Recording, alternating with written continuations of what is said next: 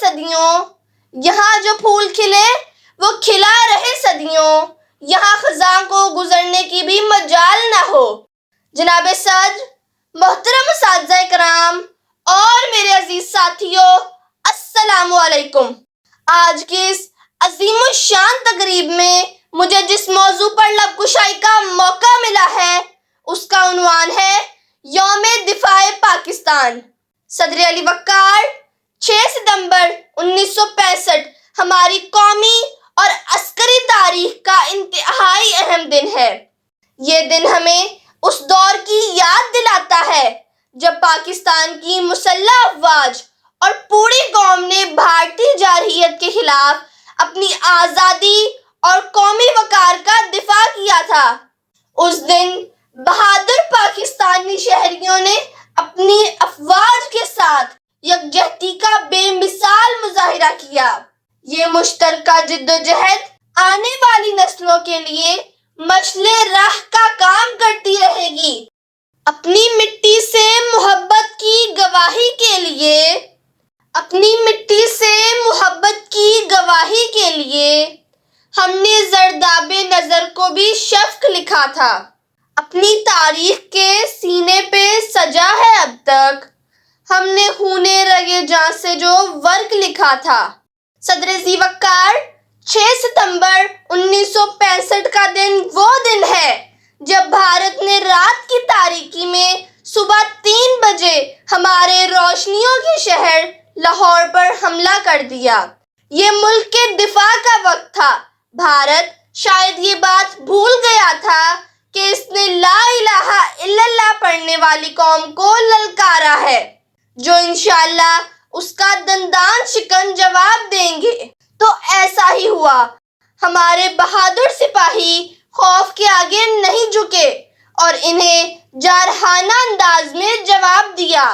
خون دل دے کے نکھاریں گے رخ برگے گلاب، خون دل دے کے نکھاریں گے رخ برگے گلاب، ہم نے گلشن کے تحفظ کی قسم کھائی ہے۔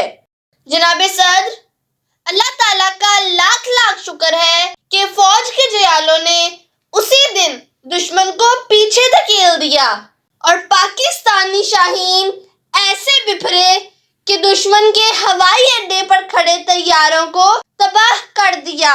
بھارت نے بہت سی جگہوں پر بزدلانہ حملے کیے، لیکن ہمارے بہادر جوانوں نے بڑی جرأت اور ہمت سے ان کو منہ توڑ جواب دیا۔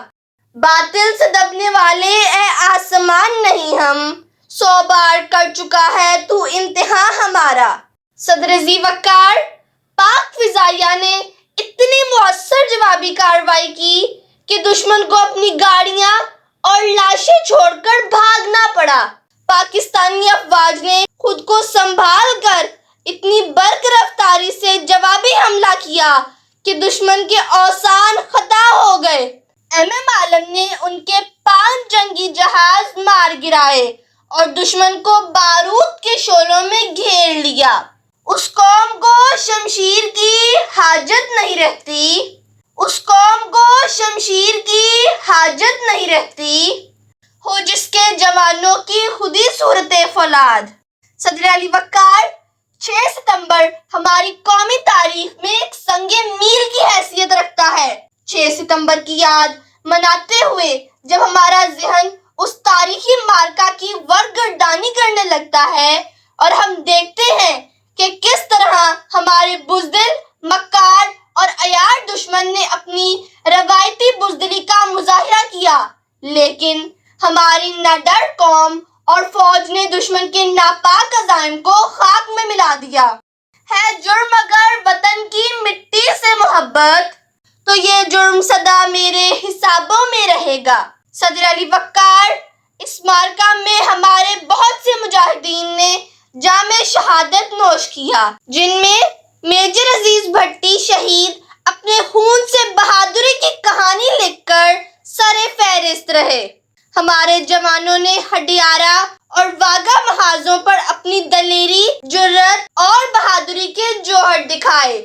اس طرح 6 ستمبر کا دن تاریخ نے پاکستان کے ناقابل تسخیر دفاع اور جان نثاران وطن کے لیے وقف کر لیا۔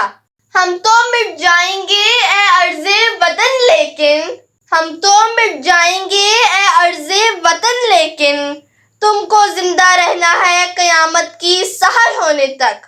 شکریہ۔